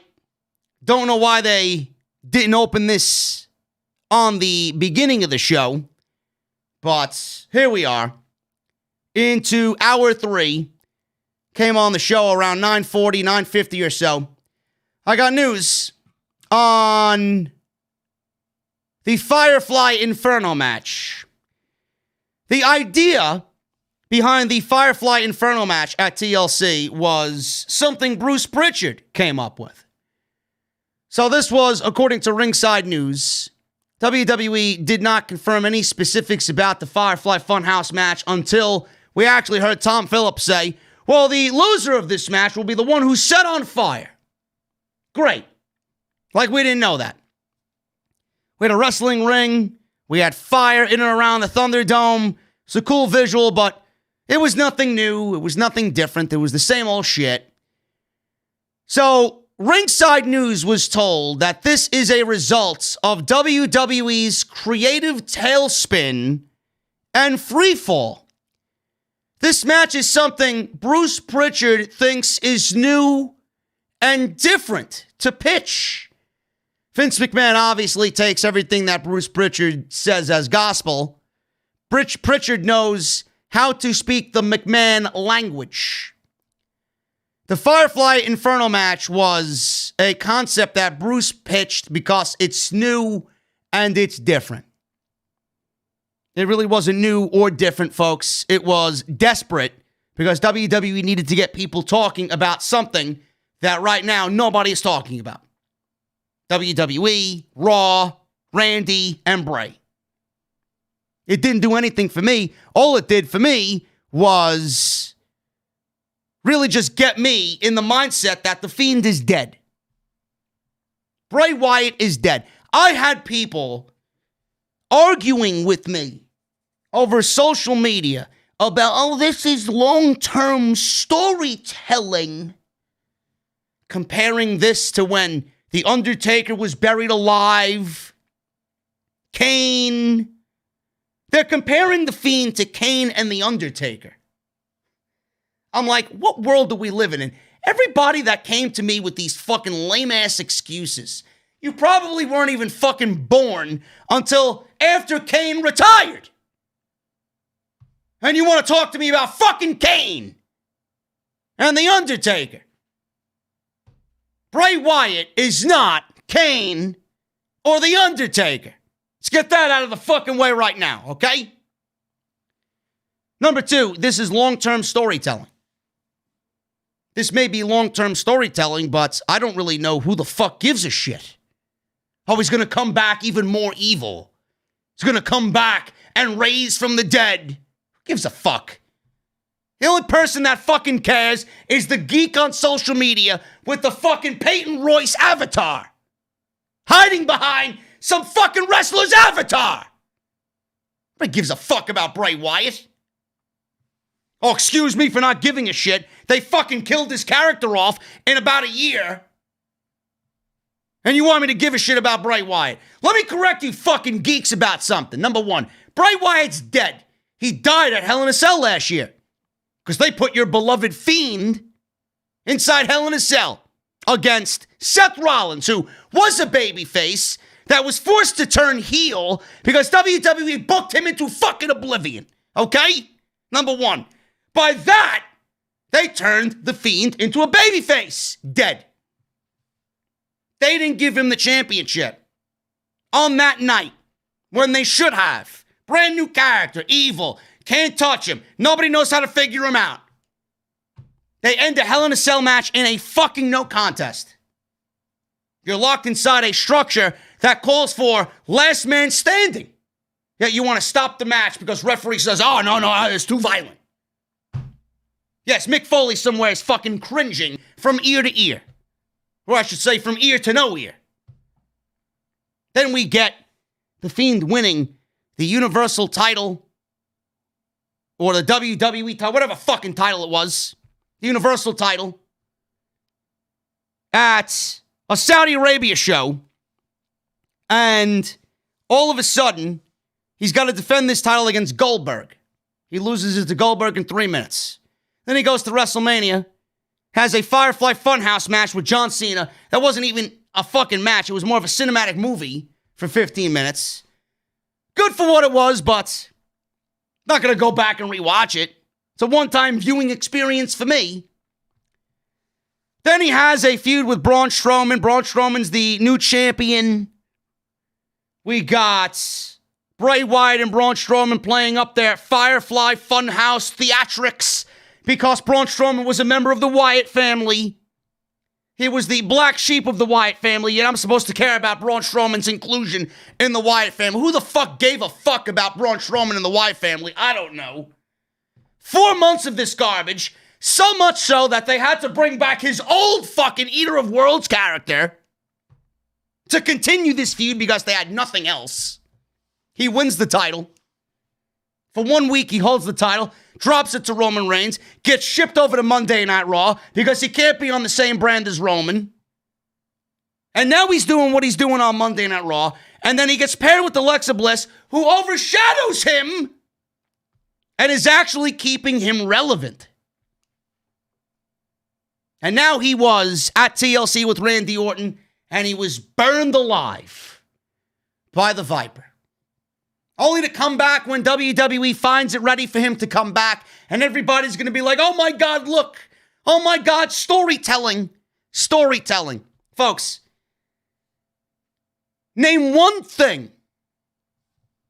Seriously, I swear to fucking Christ, clip it. Name one thing that Bray Wyatt has done that has been memorable in WWE. Name one thing that The Fiend has done memorable in the WWE that you will look back on and say, yes, that was it. Give me a moment that you could give The Fiend. Like a WrestleMania moment like Shawn Michaels and The Undertaker. Give me a Bray Wyatt moment that you could go back and say, yes, this is it. Do you know what? The only moment Bray Wyatt had that was truly memorable was his entrance when he fought Finn Balor at SummerSlam. When everybody seen that Fiend entrance for the first time. After that, like I said last night, it went like this. And it never recovered. Never recovered. So when The Fiend is talked about as being a memorable character, I sit there and I laugh. When I think of The Fiend, I think of failure. And it's not even his fucking fault. It's all WWE creative fault because they don't know how to handle something good. When something good falls into their lap, they love to ruin it. And part of me wants to believe that Bray Wyatt was all in on this. It was all his idea. And WWE saw how over it was, and they had to get their fucking dirty little hands on it, and they ruined everything. So when Bray Wyatt is talked about as being memorable, nothing is memorable. The best thing Bray Wyatt did under this Fiend character was have that match with Daniel Bryan at the Royal Rumble in January with that strap match. That's it. That's it. And before that, the only thing Bray Wyatt did to me that was memorable was win the WWE Championship, which they fucked that up. He beat AJ Styles and John Cena in the same fucking week. Then they gave it to Randy, who dropped it to Jinder, and then they ruined SmackDown. You guys got to get with the fucking program, man. I guess all of you might have Alzheimer's and forgot everything that happened before TLC. I'm assuming. So it was Bruce's idea because it's new and it's different. He said if they place the word Firefly in front of it, it becomes new and different. Meanwhile, you could go back and watch a real Inferno match that has actual storyline implications with the Kane and Undertaker storyline. Orton walked out. He seemed very satisfied at what he did. He had this smug look on his face because he's a dick. So Orton says, in his life, he's been called many things, including sick, twisted, deranged, and demented. The same words that I used to describe Vince McMahon. Said last night he proved he is each and every one of those things when I burned the Fiend alive. He said a normal man would have regrets, but Fiend is no man, and I am certainly not normal. He said he enjoyed every second as he stood by and watched the Fiend burn. He kneeled right where it happened in the ring. He said that type of stench tends to linger. He said the usual voices aren't in his head. He said all he hears are the Fiend's gasps for his last breath as the flames grew more intense. He said the Fiend is gone and no more. I am the evil son of a bitch that took him out. And then all of a sudden we get the lights going out, and Randy Orton thought the Fiend was going to be in the arena with him. Orton shook his head, thinking that this can't be happening. And then all of a sudden, the lights came back on, and Alexa Bliss was in the ring, swinging on a playground swing set. I would love to know how they got that in the ring. Or maybe this was edited. Maybe this was a tape segment. I don't know. But the lights went out. Lights went on, and she's there swinging on a swing set. So she asked, were you expecting somebody else? She said, Fiend built this swing set for her. She invited him to come play in her playground. She wondered where he is. He could be in a tanning salon or at the beach. But I hope he doesn't get sunburn. Ha ha ha. She said the Fiend could be eating at his favorite restaurant, eating barbecue. She stood in the ring and she smelled or tried to smell what was in the air or smell the Fiend's flesh in the air from TLC.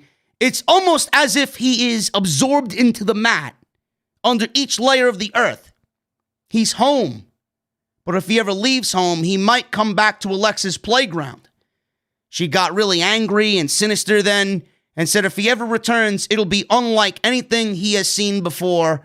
The lights went out, and that was it. The lights go out, and then all of a sudden we see Tom Phillips, Byron Saxton, and Samoa Joe. I don't believe what we've seen. That was so bizarre. Trying to sell this shit as if it's something maniacal or, oh my goodness, what's coming? Well, what is he going to come back as? Seriously. Is he going to come back fucking bigger and better than ever? What's going to happen? Is he going to come back with a fucking 0-0 record if they fucking bury this guy? Is he going to come back with Goldberg's head on a platter? The fuck's he going to do? I don't really get what's happening here. This is not story to me.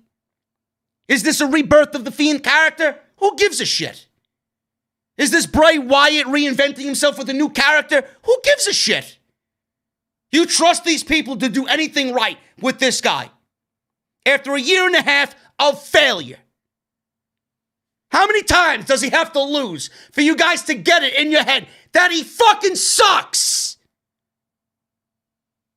Nothing memorable about this. Nothing. This isn't Kane and this isn't The Undertaker. Move on.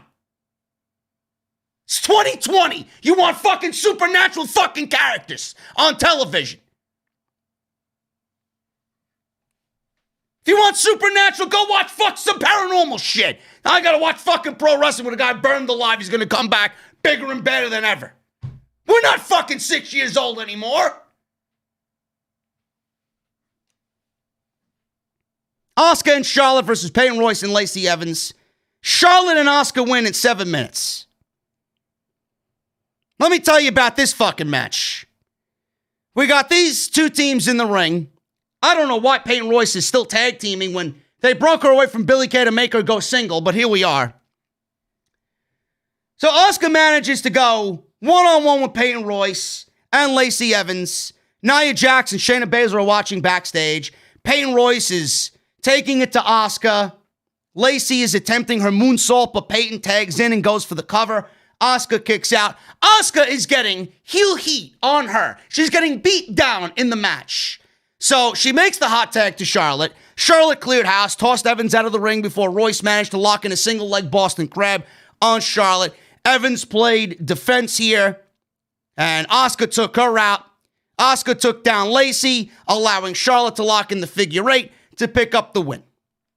Okay? So we got Charlotte coming back and stealing Asuka's thunder. We got Charlotte coming back on Raw, and the same thing happened the night before as it did tonight. Charlotte got the hot tag and she won the match for her team 2 nights in a row. At what point are you going to give Asuka the opportunity to outshine Charlotte? Charlotte is the one returning here, and she is Asuka's tag team partner. Asuka is the Raw Women's Champion. Why is the Raw Women's Champion looking weak compared to Charlotte Flair? Oh, that's right. Because we got to bow down and suck Charlotte Flair's cock. That's what we got to do. You have the Raw Women's Champion back-to-back nights looking weak. The Raw Women's Champion, who's going after the tag team titles, winning the tag team titles, defending the tag team titles, not getting the job done, but Charlotte Flair is getting the job done. Now they're going to be on Friday. They're going to be on Friday against another random tag team. I don't know if they're defending the titles or not against the Riot Squad or fucking Billy Kay and some other fucking loser on that show. WWE, I urge you.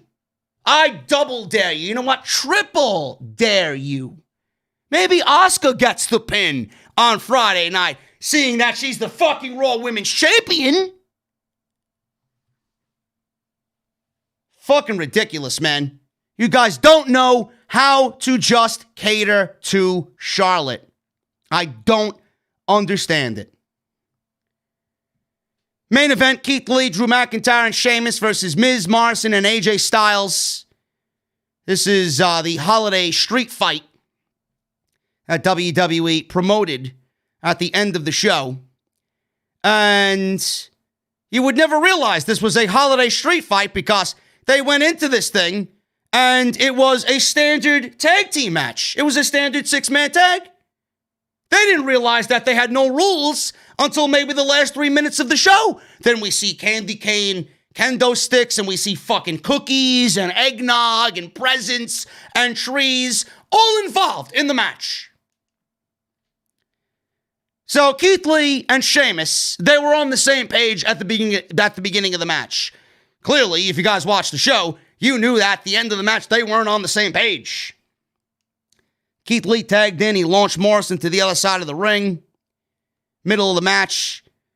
Babyfaces are beating down on Morrison. Sheamus tags in. And he's running all over the heels. Sheamus slaps Keith Lee to encourage him. And the two exchange these back and forth looks, overhand chops to each other. And Sheamus is going off again. He's getting angry. Drew gets in the ring to get in between them. What are you doing? What's going on? You're chopping each other over here. You're fucking arguing with each other. What are you doing? We got a match to win here. Because it's the biggest fucking deal ever. So Sheamus and AJ are in the ring. Sheamus goes for Morrison as Drew comes back into the ring. The two deliver the overhand clubbing strikes that Sheamus usually does. And Sheamus goes to the top. But Morrison throws him off, barely hitting a table on the outside. AJ tags in, delivers a cheap shot to Keith Lee, allowing Sheamus to take down AJ long enough to tag in Drew. Drew takes down all three guys, hits a reverse Alabama slam on Morrison onto Miz. McIntyre hits a spine buster for the pin, but AJ breaks it up. Everyone in this match hits their signature moves on each other before Drew drives AJ through a table as if last night wasn't bad enough. AJ gets covered with eggnog. Sheamus tags himself in before Keith Lee does the same. Keith pushes Morrison into Omos. Omos has Morrison in his arms. He puts Morrison through a table because fuck you for what you did to Styles last night. Keith Lee hits the Spirit Bomb on The Miz to pick up the win for his team. After the bell, Sheamus immediately hit a bro kick on Keith Lee, and the show closed with McIntyre and Sheamus staring each other down. So, Sheamus has some explaining to do. I don't know what Sheamus' problem is. Sheamus better have a good explanation as to what's going on here. Seems like they're using Keith. I don't know what the fuck Keith Lee is. First of all, he got his win back over The Miz. I don't know what the fuck Keith Lee is doing in this. He's nothing more than a catalyst here. He's nothing more than a ignite starter for this feud between McIntyre and Sheamus. That's all he is. He's just there. It's not anything important. Oh, he was in the main event. Yeah, but he was an afterthought. He's getting the ball rolling for Sheamus and Drew McIntyre for the WWE title. And what is he going to be doing? Fighting John Morrison next week? I'm very excited to see what they do with Morrison or with Sheamus and McIntyre. I really am. Morrison and The Miz. WWE can't do anything but these 6-man tags and Drew McIntyre versus Miz and Morrison in some way, shape, or form. I'm over it. I'm really over it. This show was as bad, if not worse, than last week. Legitimately nothing redeeming about this show. Nothing. Absolutely nothing. Everything from the Charlotte fucking cocksucking to them shoving her down our throat again. Asuka looking weak. The whole division looks weak, but that doesn't mean you got to make the champion now look even more weak because Charlotte is back. Keith Lee looks like a fucking dummy. Ricochet is a failure. Matt Riddle's a stoner. They got no tag teams. Bray Wyatt's character is dead. This year cannot end fast enough for WWE. Absolutely terrible in every sense of the word. Awful. I would actually write this show for free. I would book this show for free just to save us 3 hours of monotonous garbage. I really would. All I got to do is take a trip up I-95 and I'll be there in a half an hour. Moving on. We got super chats to go over, man. We got super chats to go over. What is going on in the chat here, man? I can barely keep up with this shit. Oh, my goodness.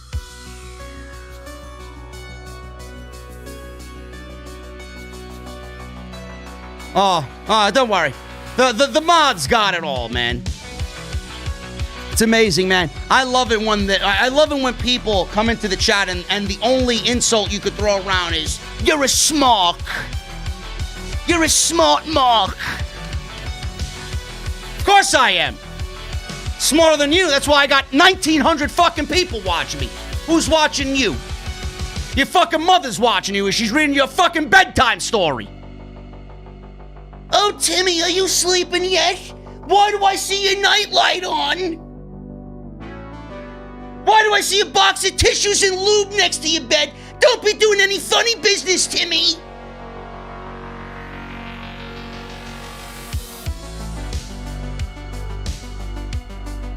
Let's go over these super chats, man. If you guys want to hang out, I'd love to have you. If you guys want to, peace out. I'll see you on Wednesday for NXT. I'll be watching NXT. I'll be covering NXT because Dynamite isn't airing until 10:05 or 10:30, whenever it's going to air. So I'll be covering NXT on Wednesday. Nice little break from Dynamite. But if you guys want to hang out, man, please stay. Super chats are open. Hit that thumbs up. Follow me on Twitter, @JD from NY206. And as always, man, go check out all the other content that you might have missed. And shout out to Dr. Squatch for sponsoring the post show here on Off the Scripts.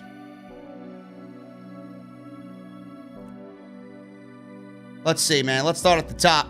Gregory Benson with a $4.99 super chat. While Lacey Evans and Peyton were in the ring, they were making s'mores cake on Holiday Baking Championship over on the Food Network. Gregory, you are a gentleman and a scholar, bro. That sounds delicious. Pass the recipe over to Titus. I'm sure Dana would appreciate it.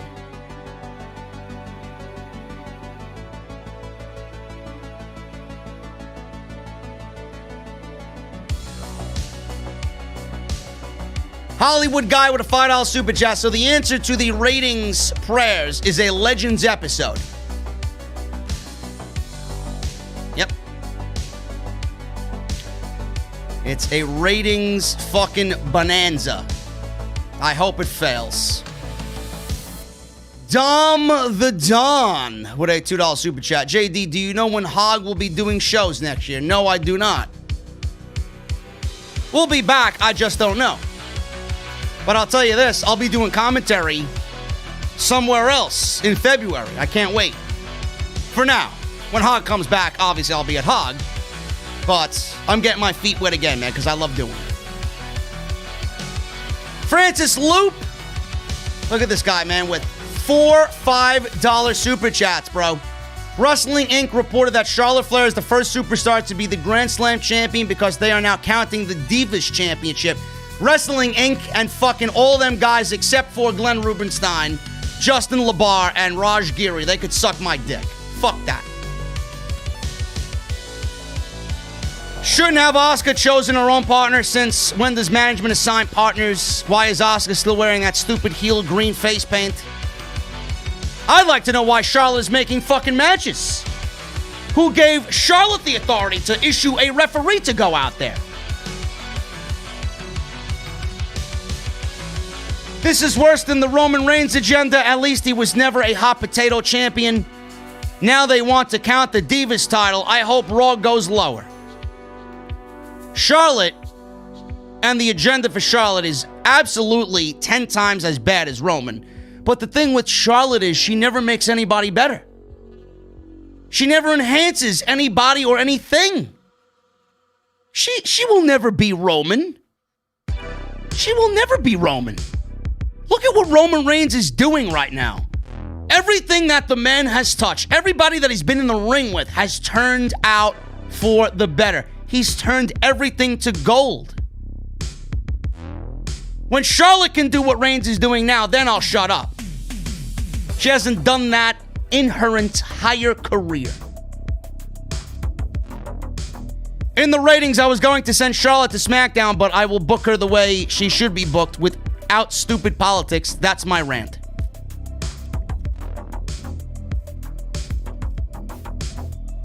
Bruce Pritchard is here. Your show sucks, Bruce. Your show sucks, Bruce. I'll work for fucking free. Clown.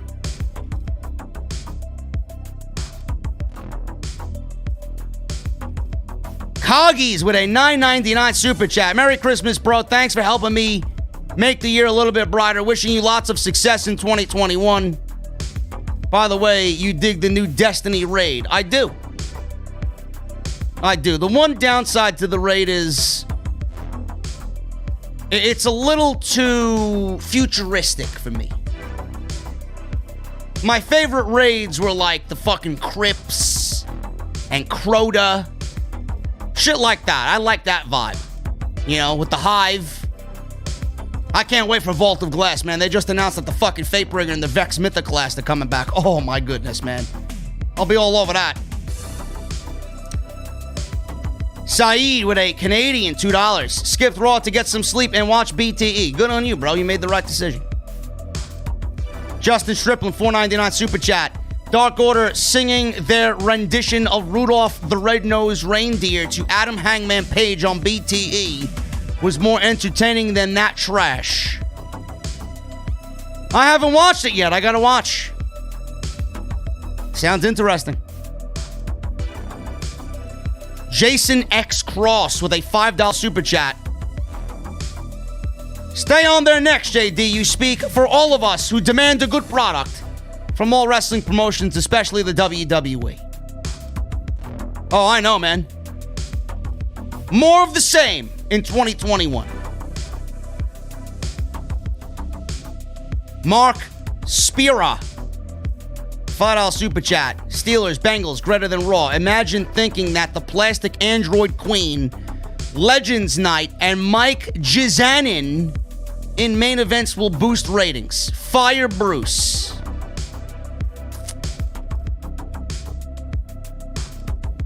What a fucking asshole. Look at this guy. Charlotte Flair is better than JD with an Australian $1 super chat. Bro, thank you for the coffee fund tomorrow before I start streaming double XP on Call of Duty Black Ops tomorrow. What a fucking idiot. You just made my trip to Dunkin' Donuts so much easier.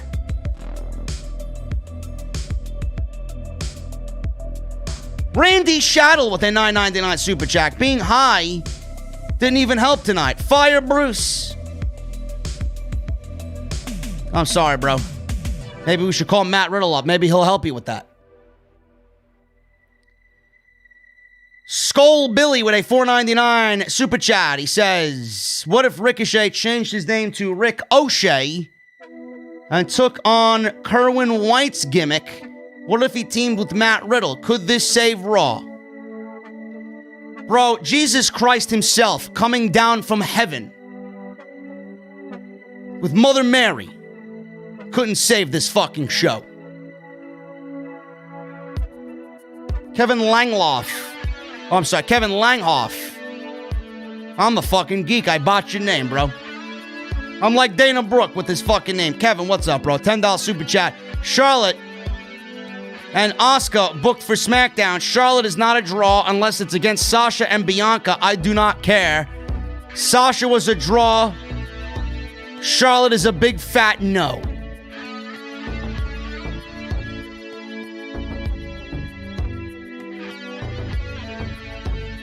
Anti-OTRS $5 Super Chat. JD and Bruce Blitz doing Raw rant together would be legendary. No, sir. No, sir. Hollywood guy with a $5 Super Chat. Wait, the android left as a heel, comes back to make history only as a face, then a heel to capture another belt. Damn.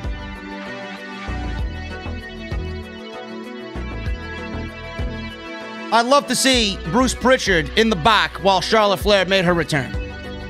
Pretty sure that $5,000 suit had a nice couple of white stains on it. Michael Raymond with a $5 Super Chat.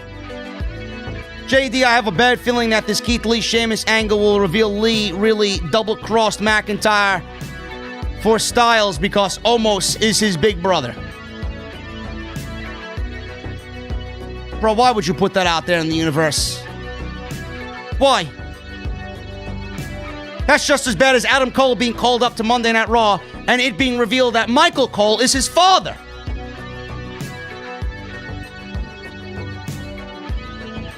Brennan Wood with a $10 Super Chat. Amazing as always, brother. Appreciate you, Brennan. Wood? Brennan Wood! Indigo with a $2 Super Chat. Hey, JD, much respect. Congrats on 120,000 subscribers. Indigo. Happy holidays, brother. King Cell with a $4.99 Super Chat. I'm sipping on that Undertaker wine. It didn't taste too bad, bro.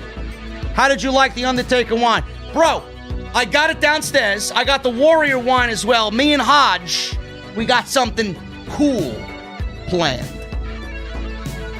The C&C. The C&C. Remembering. Israel with a $5 Super Chat. Omen in the chat. I see you, brother. This fucking Skanger over here. What's up, man?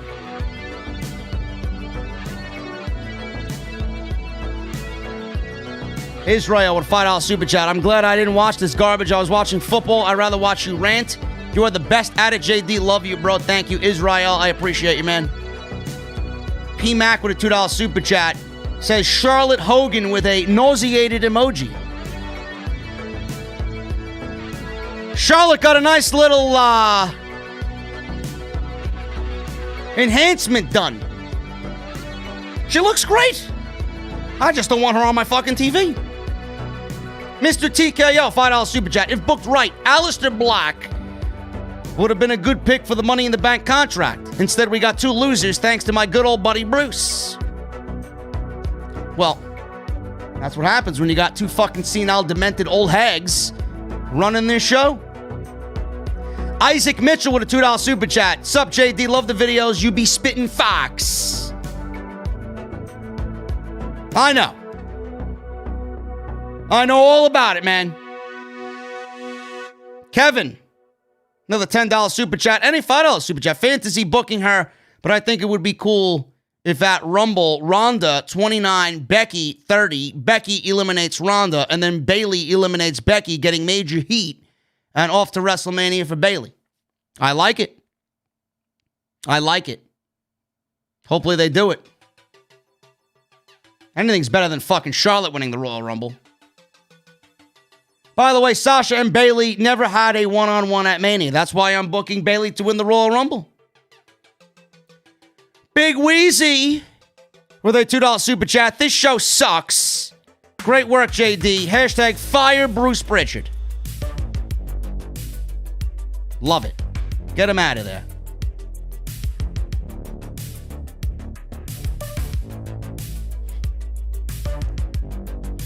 I'm going to read this one because I think it's fucking hilarious. I'm going to read this one because I think it's hilarious, man. This super chat comes from Farty with a little bit of wet stanky, you know. This is an Australian $2.03 super chat. Stop yelling, my baby is crying because you're scaring him.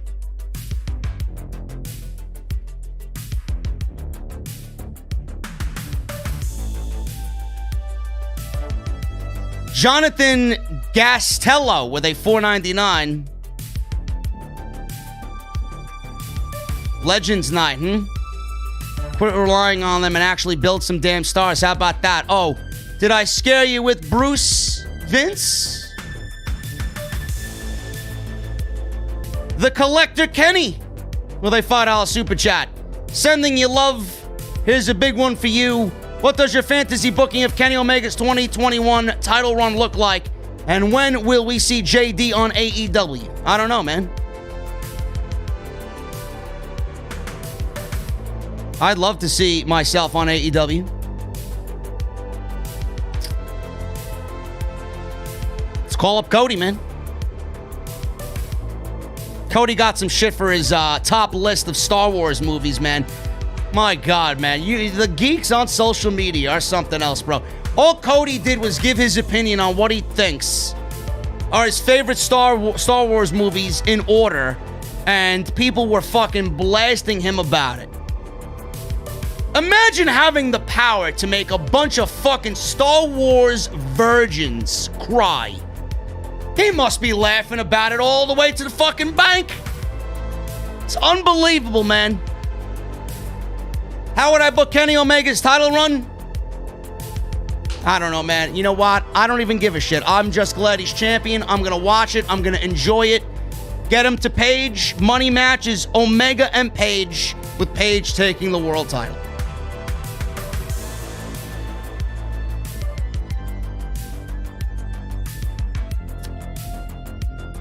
Shout out to Big Shotty Lee Johnson. Somebody said in the chat, Big Shotty watches you? Yeah, I don't know if he watches me, but he's following me on Twitter. I always appreciate the talent, the fine men and women out there wanting the truth. Everybody thinks I'm a fucking lunatic, but as long as they're with me, man, as long as they're on this journey with me, I'm very appreciative. Kelly with a $5 super chat. Was Raw on today? Oh well, don't care. Been busy watching Spawn movie and Helluva Boss. And one more thing, screw Charlotte Bot. LOL, Merry Grinchmas, JD. Oh, I'm a Grinch. Oh, I am a Grinch, for sure. We got Gavin with a $5 Australian. Where is the A, B, C, D, E, F, G, H, I, J, K, Humberto? Is he still employed? I don't know. I don't know. Maybe he got sick off of fucking Taco Tuesday, man. I don't know. We got Lincoln Park Fan 91 with a $14.99 super chat. Thank you, Lincoln Park Fan. I'll make fun of the band less now for your $15 donation. Thank you. Ricochet was crying on Raw Talk.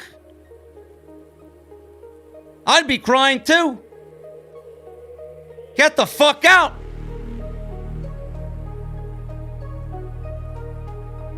Edgar Estrada. Humberto's on main event now. Good for him. Edgar Estrada with a $20 bomb. You reached your goal of 120,000 subscribers. Congrats, bro. The Fiend was my current favorite character, but they killed it so many times that this should be the end of it. Give me I'm barely alive, man. Cheers. Edgar, I love you, brother. Happy holidays, man. The snow in New York is melting, bro. It's gonna be 56 on Thursday. The Mustang will be flying free on Thursday. It's nice. Kevin with a $5 super chat. I am a Java coder currently working on a Charlotte hack. Haha. Give her the biggest virus of all time. Get her out of there.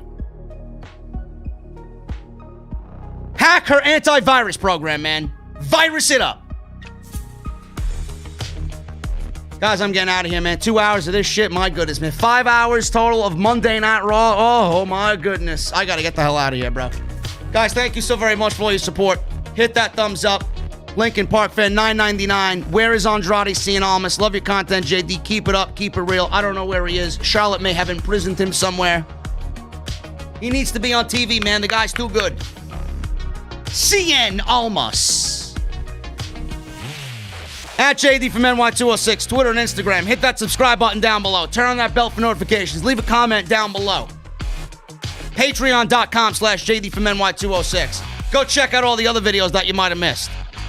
Bonfire.com for your t-shirts. Mouthmasker.com/OTS. DrSquatch.com. Use code SCRIPT at checkout. You guys know what's coming up. Grab my cold beverage. I'm getting in the Mustang. Windows are going to be down. It's not that cold outside. Want you guys to turn that volume up to max. Pilot's coming on with that guitar solo. Let me see them guitar emojis in the chat. I'm getting out of here. I'll see you on Wednesday for NXT live on the channel, man. I'll be back live. I'll see you guys then. Have a good night.